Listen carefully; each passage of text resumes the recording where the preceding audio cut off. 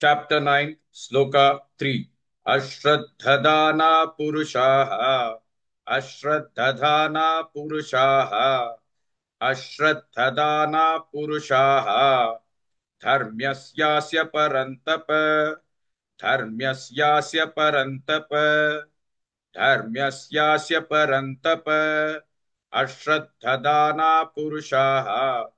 धर्म्यस्यास्य परन्तप अश्रद्धदाना पुरुषाः धर्म्यस्यास्य परन्तप अश्रद्धदाना पुरुषाः धर्म्यस्यास्य परन्तप अश्रद्धदाना पुरुषाः धर्म्यस्यास्य परन्तप अश्रद्धदाना पुरुषाः धर्म्यस्यास्य परन्तप अप्राप्य मां निवर्तन्ते अप्राप्य मां निवर्तन्ते अप्राप्य मां निवर्तन्ते मृत्युसंसारवर्त्मनि मृत्युसंसारवर्त्मनि मृत्युसंसारवर्त्मनि अप्राप्य मां निवर्तन्ते मृत्युसंसारवर्त्मनि अप्राप्य मां निवर्तन्ते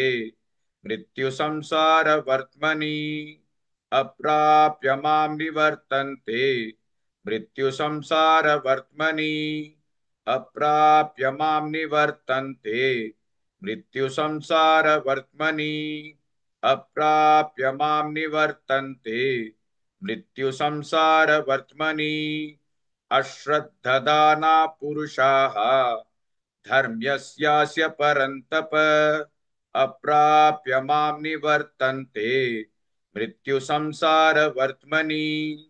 Please like and share this video because you could be instrumental in helping someone around the world recite the Srimad Bhagavad Gita, thereby helping them to have a life of unending opulence, victory and prosperity. This is mentioned in chapter 18, sloka 78.